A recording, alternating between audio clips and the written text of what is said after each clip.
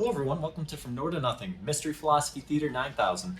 I'm your host, Joel Bouchard, a doctoral student in psychology, and with me is Mr. Norman Gayford, a professor of English and philosophy.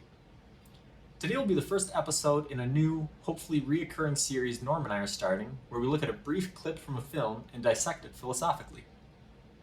The video will be made available on my YouTube channel, which I'll link in the show notes, and the audio will be available through the normal podcast feed. We're going to start with a scene from Star Wars: A New Hope, where Obi-Wan and Luke Skywalker are talking in Obi-Wan's hut on Tatooine. For such a short, quiet scene in an otherwise bombastic movie, I was surprised to find several edited versions of the scene on YouTube with over 10 million views. Many of these videos spliced in footage from other films in the series that fleshed out the importance of what was happening in the conversation, which is something we'll touch on, as well as it relates to real-world philosophy. Without further ado, let's jump in. Okay, so we'll kind of set the scene before we start, and what's happened up to this point is Luke's uncle bought a couple droids to help out on the moisture farm, R2-D2 and C-3PO, and Luke promptly loses R2-D2. And so he's afraid his uncle's going to be mad, so he takes 3PO and they go out to find R2, and they get ambushed by Tusken Raiders. Luke gets knocked out, 3PO falls down and loses an arm. This mysterious Obi-Wan Kenobi appears out of nowhere, mimicking a crate dragon in order to scare off the Tusken Raiders, and sort of saves the day. And he says, "Hey, we should get indoors before the Tuskens come back and attack us again." So he takes the whole little group to his hut, and they have a conversation. And so what's going to be a recurring theme throughout, our commentary on the clip is, that these guys have, if you think about it in terms of your regular everyday life, these guys have already been through a hard day. Imagine you work for your uncle. He buys a really expensive piece of machinery to work on his business. You lose that piece of machinery. You go to find it. Somebody knocks you out. And then you get saved by this mysterious figure that you've heard about but never met. Mm-hmm. On any given week in a regular everyday person's life, that would be a huge occurrence. It's not. So with all the stuff, people think of Star Wars, they think of all the things that happen in it that are huge and beyond bigger scale. Yeah. But so I think some people might lose sight of this early on in the first movie. Luke's already been through quite a bit. Indeed, yeah. So we'll start the clip, and here we go. No, my father didn't fight in the wars. He was a navigator on a spice freighter. That's what your uncle told you. He didn't hold with your father's ideals, thought he should have stayed here and not gotten involved. So right away what we see is, what's kind of interesting is that up until this point in the movie, they haven't mentioned Luke's father. No. And so we open up the scene in what we're assuming is the middle of a conversation. These guys have been here for a while. Luke's fixing 3PO. They open up and Obi-Wan is contradicting the story that Luke has heard about his father for his whole life. Yes. And so it's kind of an interesting thing to start right off the bat.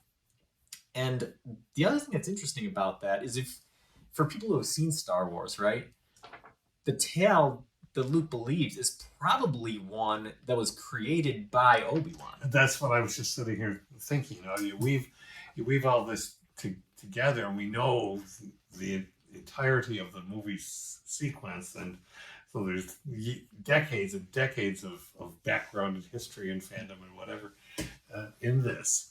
And so that's what I'm sitting here processing, watching this, because honestly, I haven't watched this scene in a long time, or this first movie, the fourth movie, but first in my life, and I'm roughly Mark Hamill's age, and so I'm sitting here looking at that young face, saying, "Were any of us ever that young?" But of course you were, and thinking about the whole thing that yes, Obi-Wan, with Yoda's, I think, as we recall, Yoda is the one who set up what the remaining Jedis go hide. and he's sending Obi-Wan to Tatooine to watch over Luke. And so, yeah, he must have created that story. And then he can sit there and disparage the very story that... Yeah. And so, on face value, you'd think like, well, why would he do that? But then I think as we continue to dissect it, we'll see why he would. And there's a lot of things like that pop up in Star Wars. And, I think that some of it, in honesty, is Lucas not having the future of the series fleshed out. No, I don't believe for a moment that he had all this. I know that the yammering talk about that back in the day was, he's really got this vision. Well, perhaps in roughed out terms, but I think there are enough disconnects already in this that you can see, well, we glossed that over to make the bigger story. But yeah, and I'm definitely not saying that disparagingly, because if you think about it, that's a huge creative risk to say, you know what, I'm going to start out with the fourth movie. You didn't have people invested at this point. You're going to say, oh, we're going to start out with the fourth movie. We're going to have all of this backstory that we're alluding to, that doesn't have any context. So, and part of that is totally justifiable narratively, because Lucas was, as we know, doing an homage to the 1940s and 50s short films, Buck Rogers and so on. And so Chapter 4 just makes you feel like you're immersed. It just gives you even if he hadn't had it all in his mind, it's a really cool narrative technique. Yeah, and the scene is kind of a microcosm of that, because you start in the beginning of the conversation, or in the middle of the conversation, right? As you pointed out. You don't see them stumble in the door carrying in 3 feet or anything. No, they're already there, and you're just sort of viewing. And Obi-Wan's starting to talk about ideals. Yeah. All right, so we'll show the next piece. You fought in the Clone Wars? Yes. I was once a Jedi Knight, the same as your father. I wish I'd known him. He was the best star pilot in the galaxy. And a cunning warrior. I understand you've become quite a good pilot yourself. So this part's kind of interesting, because Obi-Wan's talking favorably of Anakin. Yes. So at this point he's not referring to Vader at all, right? Right. Which is kind of interesting if you think, again, we're trying to think of it in totality. What is he trying to accomplish in this scene, and what's he trying to do? And it would seem that from the very start, based off of him contradicting a story he likely created, he's starting out with the intention of turning Luke into a Jedi Knight. He realizes this is the moment. Yes, he does. And so even when you look on Alec Guinness being the actor that he was, you can see on you can look at this and say, what a gentle old man who's remembering a friend. Well, okay, there's part of it. You can also see in the face, I'm thinking about my strategy here, because I'm a cunning warrior too. Yeah. And yes, now's my moment. He was a good friend. Even that is really an interesting philosophical notion. The idea of what friends are. Certainly, students and teachers, when the students are all grown up, become friends. We certainly have that. So I'm not disparaging that at all, but the idea of, when we know later on what's going on, I never saw elements really of friendship in their constantly bantering relationship. Yeah, and it's really interesting, because he draws parallels to Luke and Anakin as well. He talks about, oh, well, he was a good pilot. I hear you're a good pilot, and he talks very fondly of him. Yeah. You would think that if he was aware the truth of Vader was going to come out later, he would be wary of any sort of connection or comparison of Luke to Anakin. Yes, it seems like we know the later stories, he's making the same mistake. But this is where I think of Heraclitus. This is our river that we can never step into the same river twice. We can look at Obi-Wan as this doddering caricature that he's created of himself to hide in the desert to be watching. but he's apparently done a lot to keep Luke alive, and we know there's a series coming up about that. But if he's thinking there's a teaching thing going on, this time I can get it right. Yeah, because if you think about it, you know, in the prequel films, right? He was completely against taking Anakin on as an apprentice because Anakin was too old. He's defying the council, all of this sort of stuff. Yes. And I think he's almost come full circle. He's almost a Qui-Gon Jinn. He almost has the Qui-Gon Jinn perspective at this point. Luke is much older than Anakin was. There is no Jedi Council. Anakin did fall to the dark side, so there's already this sort of familial tie sort of thing. Yeah. So the danger presented in this scenario is much higher than it was with Anakin. But it almost makes you, wonder if this is just the last resort, right? Well, that's what I was just thinking. Yes, exactly. You expressed that well. This is it. If it's a new hope, right? In the sense of he's really what's the football term? He's doing the Hail Mary. Yes. This is what I've got, but it does bring up to me. I'm thinking about. We'll get into it later. The deontological and the sense of duty. Where is his sense of duty in this, and where is his sense of just if things that I'm doing right now turn out well, yeah, then it will have been worthwhile. I'm not sure what he's thinking with that. Yeah. That's the fun part about it is trying to dissect the psychology of these characters, and like what is he thinking? I think a Hail Mary is a good analogy because when you throw a Hail Mary, the probability of it working is very low, but if it works, the payoff's big, and if it doesn't work, the consequences are even bigger. And that's pretty much the situation that he's in. And he was a good friend. Which reminds me, I have something here for you.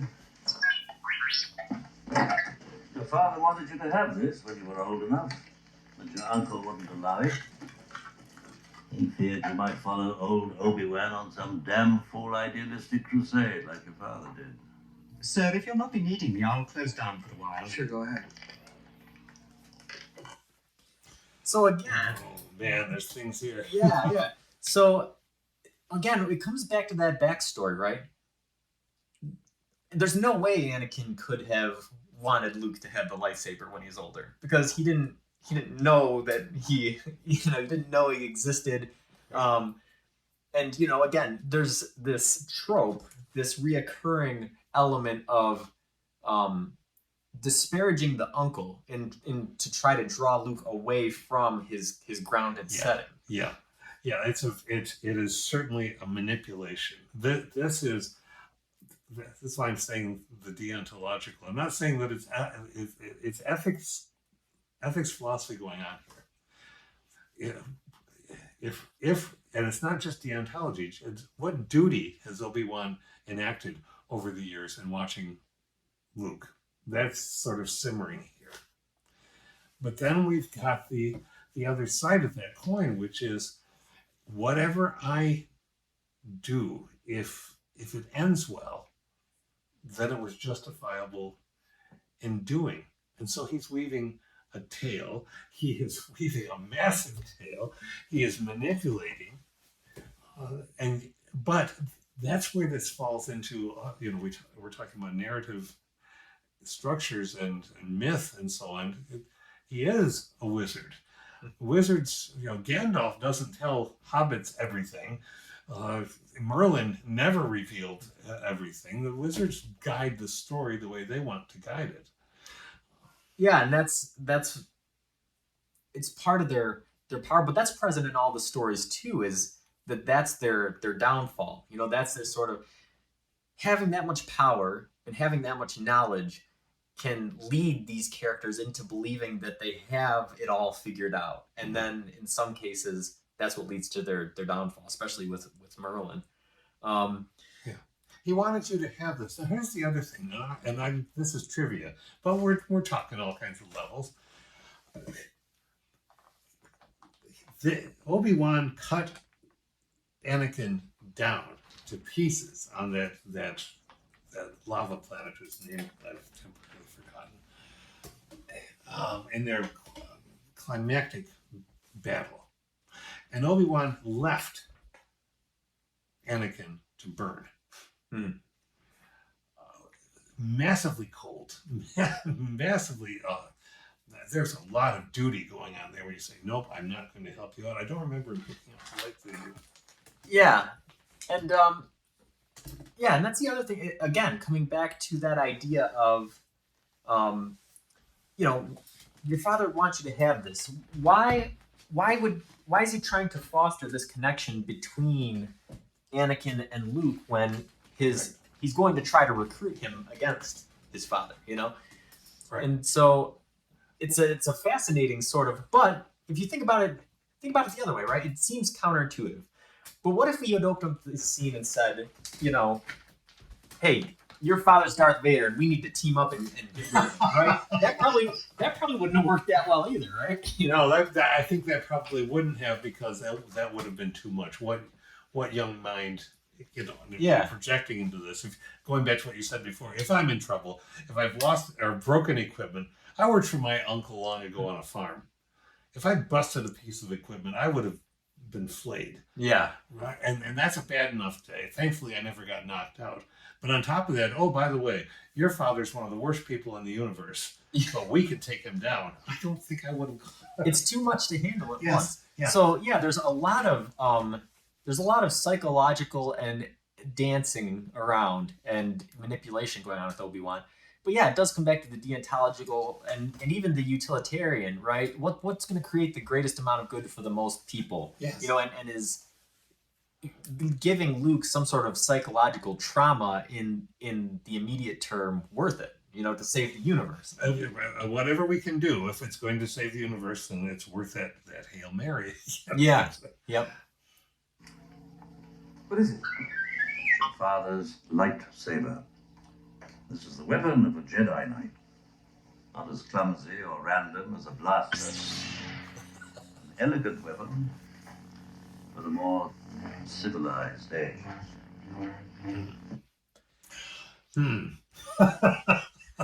Yeah. A more civilized age. Now, we know the kind of antics, let's say, adventures that Obi-Wan has after Qui-Gon. Or that Obi-Wan has while Qui-Gon is still alive. This is part of the difficulty of the narrative. And I love Star Wars, but this is an old man's nostalgia speaking.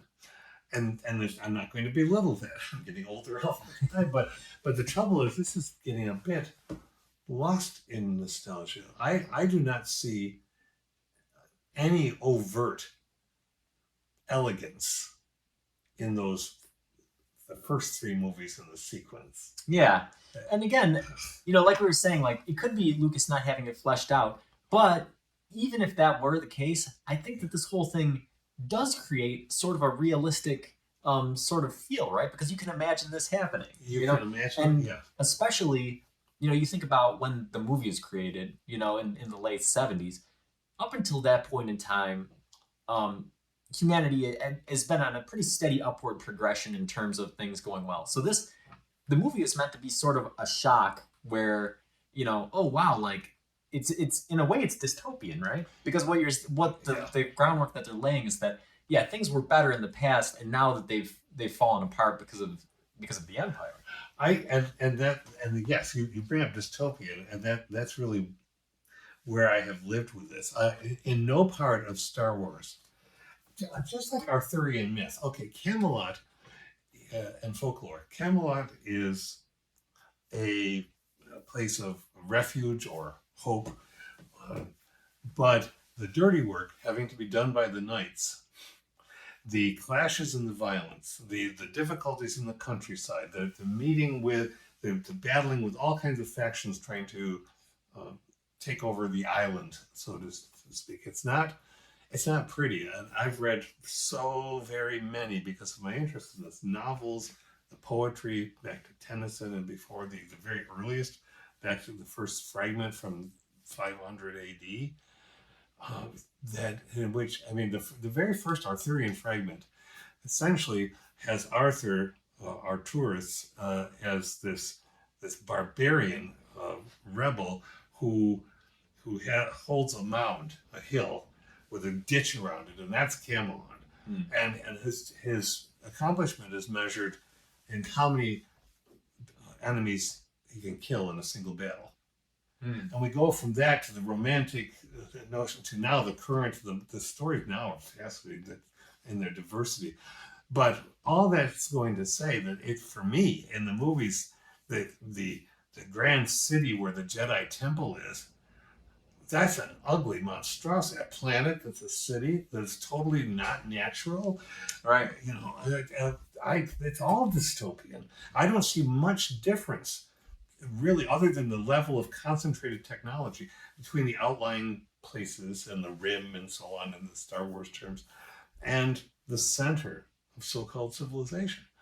Yeah, and again, that's something that is sort of in the same real life too, right? There's this intrigue, there's this ugliness, no matter where you go.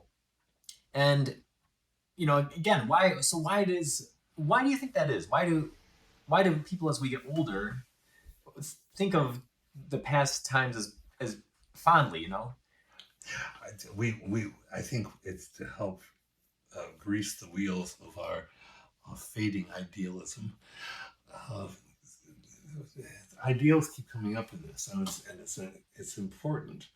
But I also see shortcuts going on here. And you're making me think freshly. I just wanted to come into it, and I brought a book to consult if I needed to, But yeah, this is sort of, to me now, like the model of democracy building.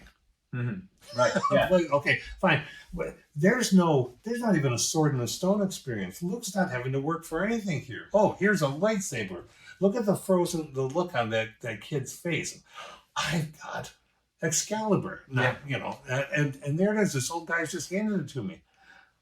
What he does with it will be interesting, but the work hasn't come yet. Yeah. And it makes me wonder too if there's a psychological component where Obi-Wan is realizing, earlier in his life, he was able to subdue Anakin, and now maybe at this point he's realizing that he can't subdue Vader, and all of his friends in the Jedi Temple are dead, and there's a lot of things have gone sideways since that beginning point. Yeah, and maybe that's part of the reason that he's thinking about that prior age as being something more polished and elegant than it was. Yeah. Okay. For over 1,000 generations, the Jedi Knights were the guardians of peace and justice in the Old Republic. Before the Dark Times. Before the Empire. So again, this is kind of what we've been discussing, right? Is he talks about the Jedi very fondly, and the Empire with this sort of haunted look on his face. Yeah. It's a very black and white story, and it's one of those things where, again, thinking of the time period, right? Mm-hmm. In the late 70s, that might have been something that was received pretty well.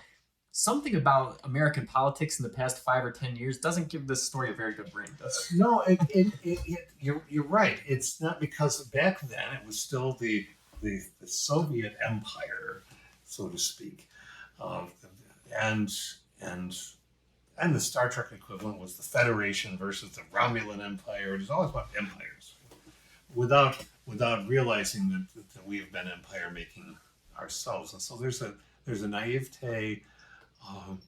A joyous naivete in this. I don't bash it for that. I think that it's interesting, but it does simplify what becomes much less simple as the story goes on. Yeah, and you've seen that in art as time has progressed. A story like this, I don't think you'd see a movie presented like this nowadays. Because they make it more complex. They point out the good things the Empire was doing by bringing financial stability and security to outer rim worlds and doing these sorts of things. Not as a 50-50 presentation, right, because there isn't such a thing, but as there are. And there'd be widespread corruption in the Jedi rather than just Anakin acting as a lone sort of saboteur Yeah. for various reasons. So yeah, it's just kind of interesting from that sort of point.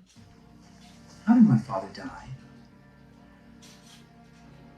A young Jedi named Darth Vader, who was a pupil of mine until he turned to evil, helped the Empire hunt down and destroy the Jedi Knights.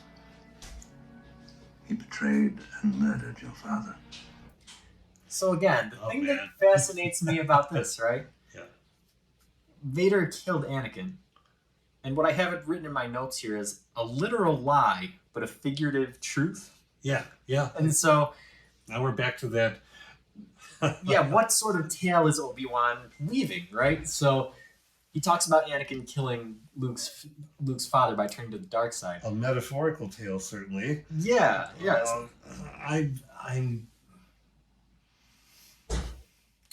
I'm really interested. I'm watching Alec Guinness's responses and intentions in the character, portraying this character, and clearly he's bitter, and clearly he's angry, and he betrayed and killed your father. Oh, by the way, I killed your father. That's not in there. Right. We can now look at that face and read, perhaps. He turned to evil. Yes, he did. Going and killing a bunch of little Jedi-lings was probably the worst act. Right. But now we look at it and say yes, and not as a 50-50 equivalent either, but what have you been up to, and what have you done? And if your job has been to nurture this young man, where has the nurturing been? Because as far as we know, Yeah, and that creates a new element to it, right, that we haven't talked about yet, which is, what if Obi-Wan's not weaving a story, but there's some level of mental illness? And you think about it, he's been isolated in a desert for 20 some odd years. Mhm. He's been reliving these traumatic experiences from his younger days all along. And now, he's telling Luke these things. But like you said, he's trying. I mean, if you think about it, you have a friend, you have an apprentice, and of course the prequels skip a lot of time. Yeah. But I mean, he had been Anakin's apprentice for since he was a little kid. 15, 20 years, and then he ends up slicing off his appendages, and Yeah. and that's horrifying, right? And so you think, is it totally outside the realm of possibility to think that he has built stories to protect himself from the truth of what happened? No, I think that's a brilliant notion. I think that's a notion also wrought from experience with people with PTSD. Now, there's going to be this series coming up. This is not a plug or an advertisement. It's just that we know it's going to happen, and I suspect that somehow there's going to be a whole lot of interaction between Obi-Wan and a lot, because what else is going to happen? Yeah. And whether he interacts with Luke as a young kid, like a toddler, and he doesn't remember, whatever, that'll be interesting to see. But even so, that your idea is really sound, because that wouldn't belie the notion that you keep telling yourself. We all tell ourselves stories. We remake our own origin stories. We remake, not completely to try to reshape it, but to make sense of it. We recast ourselves, and the details shift in the most traumatic moments in our lives. And that doesn't remove the truth of them. Right. Yeah. Now the Jedi are all but extinct. Vader was seduced by the dark side of the Force. The Force? And the Force is what gives the Jedi his power.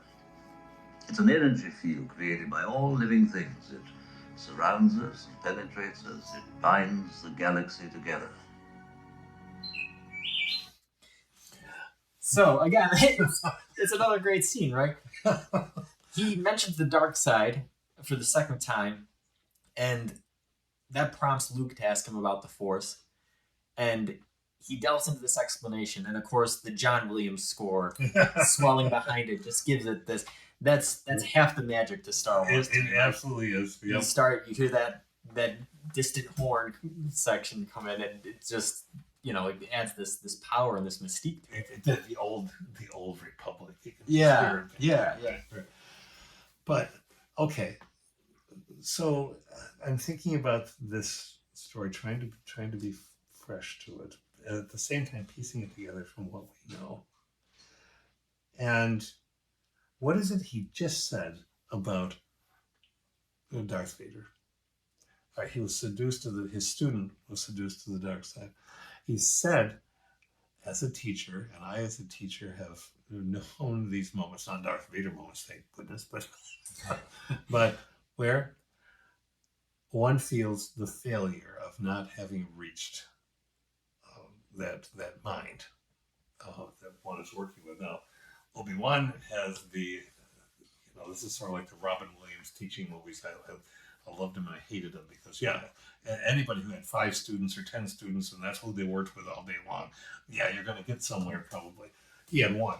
Okay, so, but when you have 1 student and that has failed, and that's the total of your teaching narrative, that can wreak all kinds of havoc. Following up on your line earlier. Yeah, and of course, looking at the Force philosophically, right? So yeah, he mentions Vader was seduced to the dark side, and seduced is an interesting word, right? Because it implies that there was somebody there drawing in. Yes. And then when Luke asks about the Force, he provides almost a very positive, a naturalistic explanation. It is a natural force. Yeah.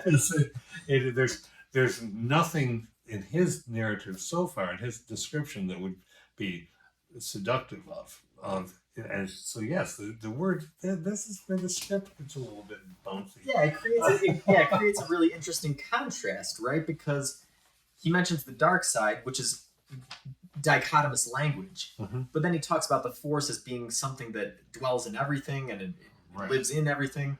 And so in that naturalistic way, you start to wonder, well, how can something that is natural be evil? Well, right? and it would be evil only in its use. This brings up all kinds of ethical things, from nuclear power to pick your topic. Of itself, is it value neutral? And there are arguments that one could make that no, probably not value neutral, but how it is used. Well, okay, so if it's seduced, it's by something else. Of course, it's by something that worships, that wants to make something else of the dark side, and so then we get the whole Sith thing, which we don't mention at all. Right. Here. So, right now it sounds like the Force was doing the seducing. We know that isn't. Yeah, it's an interesting question because, right, is there a dark side and a light side to the Force?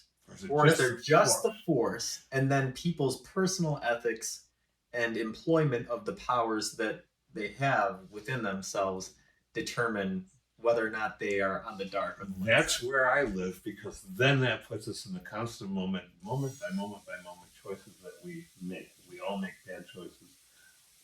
We make good choices. We don't do that in equal balance. But whenever we make a bad choice, we're going to that side of things. But it's not the Force doing it. Right.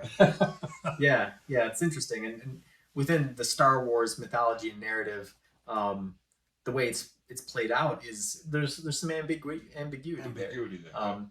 There's Sith and Jedi teaching, so there's definitely 2 established schools that teach to one way or the other. And you see that there's certain Jedi, like Mace Windu, who makes use of both sides in his combat styles and things. But it's sort of an interesting thing to think about.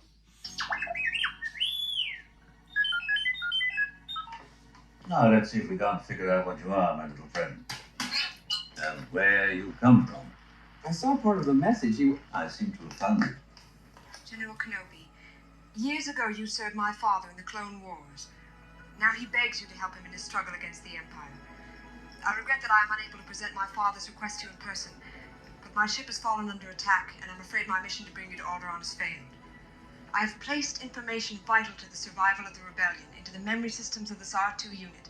My father will know how to retrieve it. You must see this droid safely delivered to him on Alderaan. This is our most desperate hour. Help me, Obi-Wan Kenobi. You're my only hope. And so Leia's message here is sort of drawing in what we've said into the larger narrative, right? Yeah. This is our most desperate hour. She's saying that Obi-Wan Kenobi is her only hope. But as we've seen, Obi-Wan Kenobi's already given up his... He knows that he can't do this on his own. Yeah. There's a lot of other things happening in that scene too, right? Oh, my goodness, yes. Luke has seen a piece of this message before, but it's pretty widely established that there was nothing wrong with R2. He could have played the whole message, but he didn't.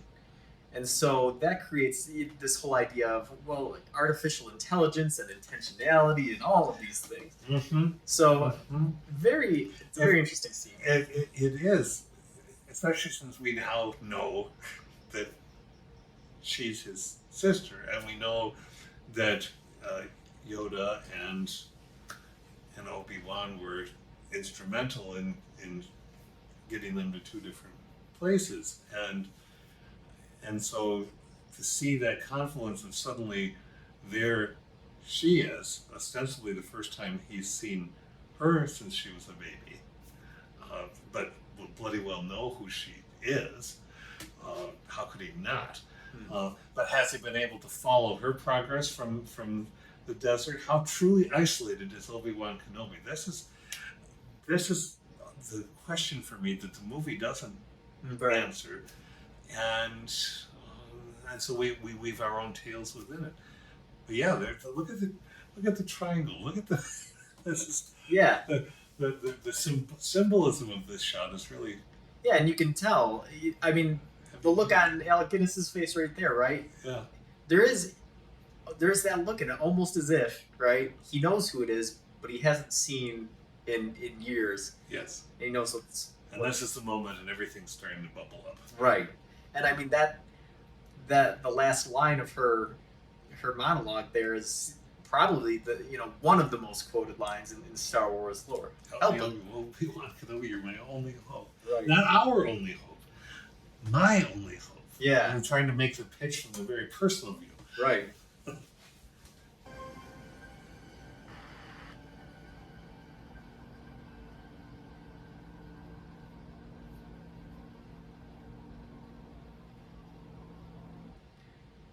All right. Now, if you're listening to this on the podcast, you're probably real confused.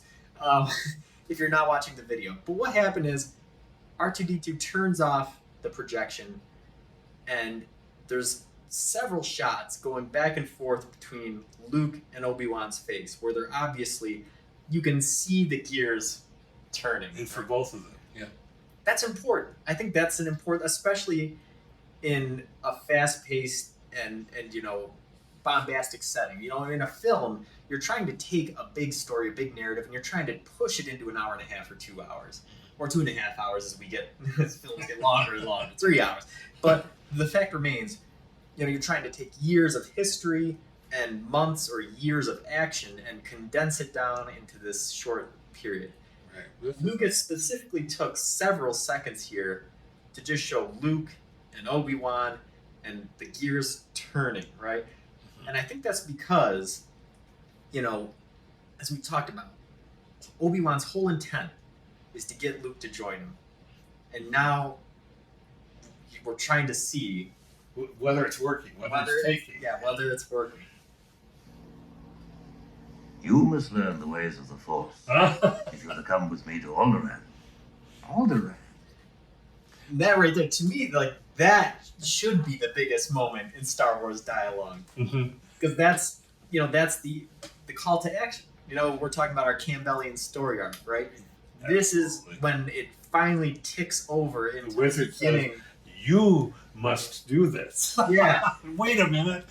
So everything in the movie up to this point has led up to this moment of Obi-Wan laying the trap and seeing if it's going to be successful or not. Mm-hmm.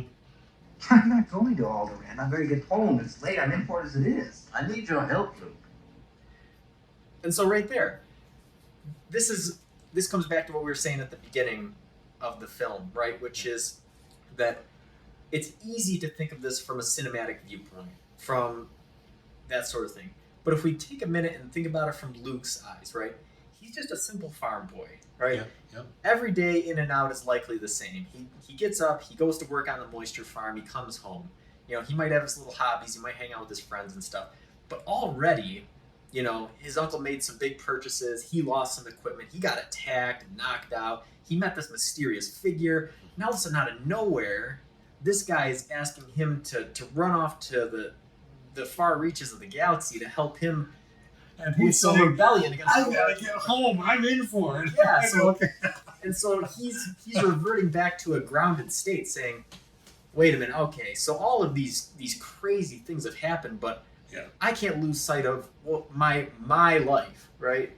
Luke has a life outside of this whole story, this whole cinematic experience. He does. And what he's realizing is, man, I've lost equipment, I've gotten in trouble, I've damaged equipment, I've got to get back before my uncle tears me apart. This is the call is rejected. This is what happens in the Campbellian model. The call to action, and often the call is rejected, and the ordinary person says, I'm going back to my ordinary life. Yeah.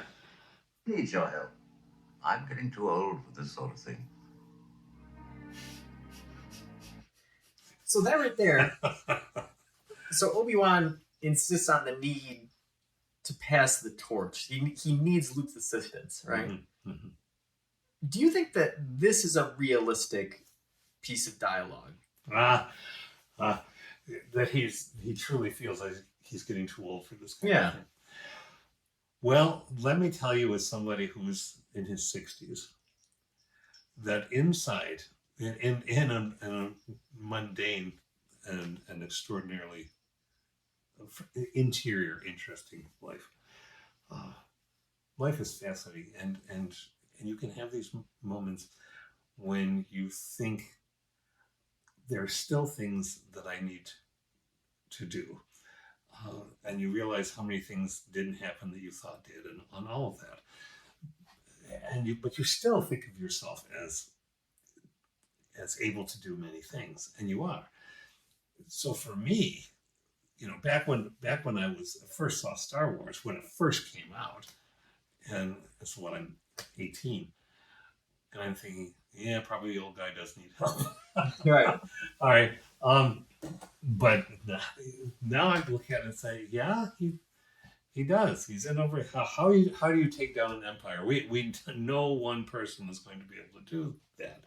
Even in a hero story, it's not just. In the King Arthur stories, it's Arthur and all of the knights of the Round Table. Well, Luke doesn't have access to all the knights of the Round Table. This is like saying, be young King Arthur.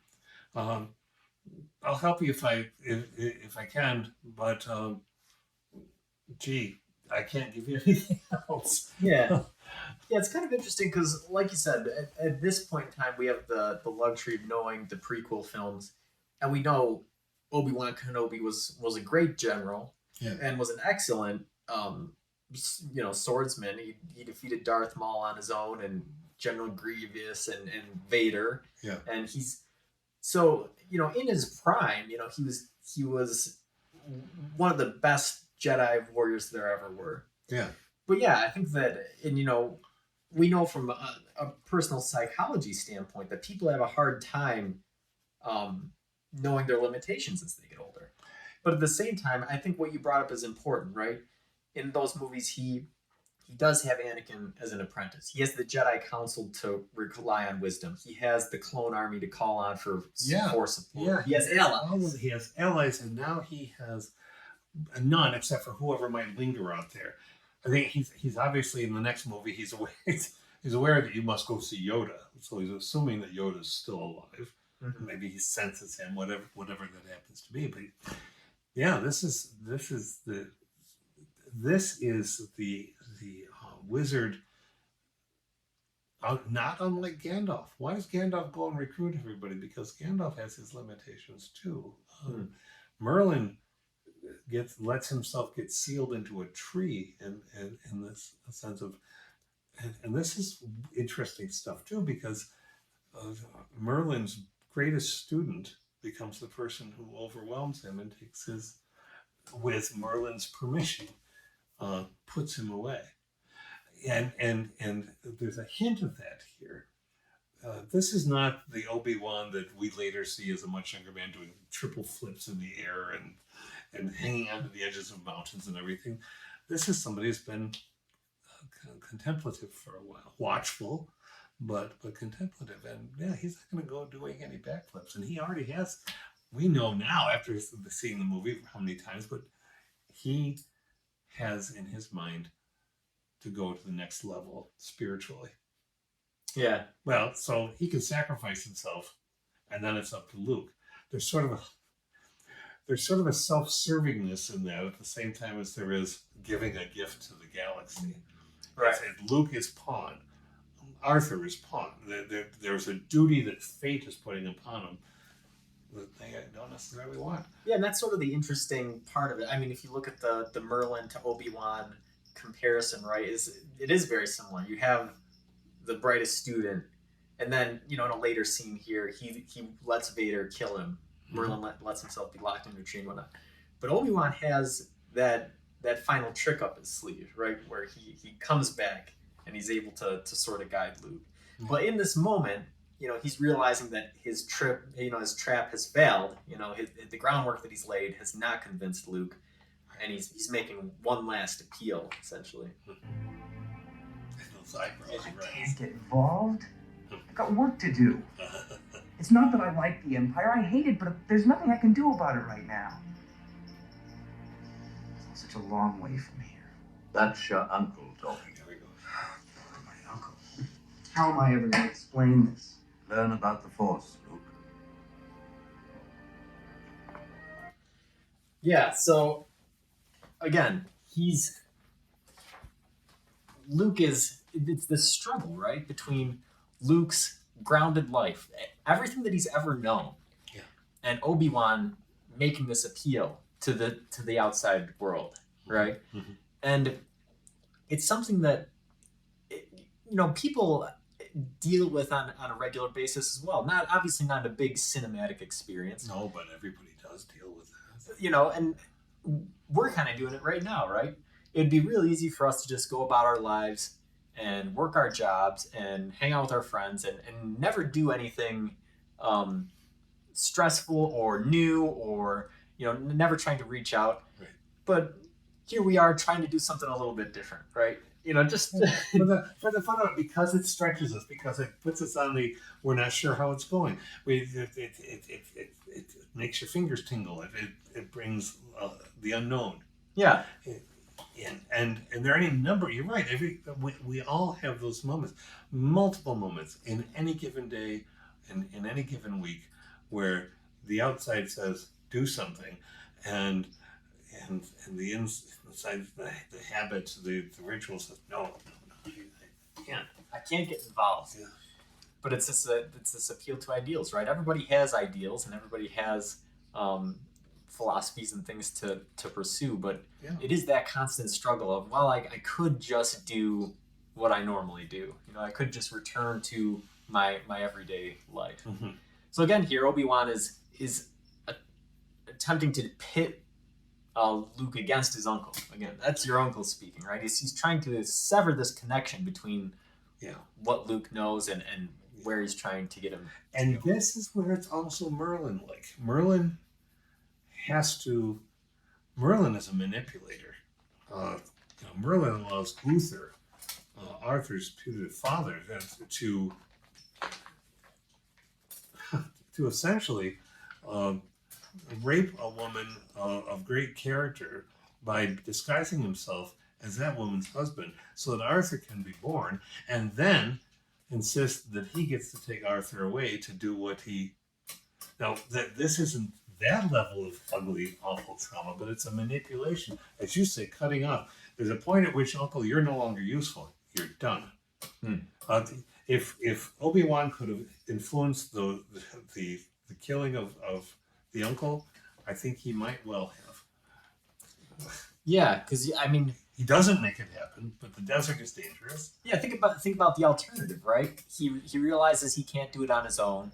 He needs Luke's help, and if Luke, if there's the possibility of Luke returning to his former life, he's made it clear he's going to do that. You know, and of course he might have had other tricks up his. You know, maybe it was a slower working progress. So, you know, maybe he lets Luke think about it for a while and becomes more involved in his life and stuff. But does he have that kind of time? He doesn't have that kind of time, and he could have right there said, "Don't you realize, young man, that you have this device that has this message? The Empire's going to look for it. You can't be safe anymore." But he doesn't do that. Right. He waits for that to happen. I think he knows what's going to happen. He knows somebody's going to come looking for it. Of course he knows this. Yeah, because I mean, he's lived this life. He's been involved in politics and with the Empire and all of this different stuff. So, yeah, I think that he is aware of it. Look, I can take you as far as Anchorhead. You can get a transport there to Mos Eisley or wherever you're going. You must do what you feel is right, of course. So there, you know, at the end, I think that adds some hope to Obi-Wan, right? Because there's a compromise. Luke doesn't just say, "Listen, my uncle's going to kill me. I got to get home right now and leave, take the droids and leave." No, he says, "Hey, you know, I can help you get here," right? And that adds a glimmer of hope. And then, you know, as he offers that, Obi-Wan says, you know, "You must do what you believe is right." Yeah, it's not like, "Hey, thanks for the ride." Yeah, is it an imploration disguised as a condonement? You know, like is, you know, what, you know, it could be easy to say, "You must believe what you do is right," and Luke could take that as, "Oh, okay, well, you know, I believe that what's right is returning to the farm and you know, helping him out," you know, or "You must believe, you know, you must do what you believe is right," as that imploration saying, "Okay, listen, I know if you're going to help me out this much, I know that you're considering it. You need to come with me." Come with Right. me. I'm going to take me with you for a while. We'll see what happens. Yeah. So there's a lot going on there. You have anything you want to add before we've finished it up? Only that this has been a lot of fun. Yeah. I know there's been much discussion of the John Campbell stuff back to the beginning days of this, but it never gets old. And that's really what we're looking at is the idea of duty versus deontology versus consequentialism. Duty, meaning whatever you do, if it's out of a sense of duty, it's right, even if it doesn't end well. And consequentialism being, if what you did ends well, then it was right. Both ethical theories, and I think both of them are stirring around here. Yeah. In these characters, I think for Obi-Wan, there's both, but I think it's a sense of duty to the Jedi, duty to having been watching over this person. It's the big picture duty. Luke is, well, I got a duty to my uncle. Yeah. Which again, you know, it seems very small, but it's, you consider that's his whole life, right? And you know, many of us live our lives the same way, right? Of course we do. We work at the same place for several years, and we think, well, I've got a duty to, well, you know, I'd like to hang out with my friends, or I'd like to go off on some epic adventure with this crazy old guy, but I got a job. I got to show up to work tomorrow, right? You know? Yeah, and that's no small thing. And this is where I think about the community college students, many of whom were first in there, that I experienced with them as I was first to go all the way through a college experience. I wasn't the first to go, but the full college experience, yes. And that's a large stepping off. Or the student whose mother said that I was a demon, and she could either stay in my class and not get any financial help from the family and be cut off, or they could never take a class from me again and keep going to college. That's a hell of an awful choice to put on a young person. And so those kind of things, yeah, I love it. I love the ships. I love the whole story. I've loved it with my son from forever, and with you and all. But there's more to it than that. That's why we keep talking about it. it's not just an entertaining old show. There's a lot of stuff there. Yeah, and that's what's fascinating about it, right? Is that again, that scene was very short. It's about 5 minutes, and it's short, it's quiet, um, in a big movie. And for a long time, I thought that maybe I was one of the few people that really enjoyed that scene. And like I said, when I went to look it up, I found that on YouTube, tens of millions of people have looked at this, right? So there is some inherent power that just doesn't appeal to philosophers, but appeals to the everyday person, Yeah. And I think that, like you said, it's that Campbellian, the call to action and the laying the background and all that different types of stuff. Yeah. So yeah, I agree with you. This was a lot of fun. We'll probably do it again in the future. The length of the scenes might change, the length of the total episode might change, but it's been a fun thing, and I look forward to doing it again. Yeah.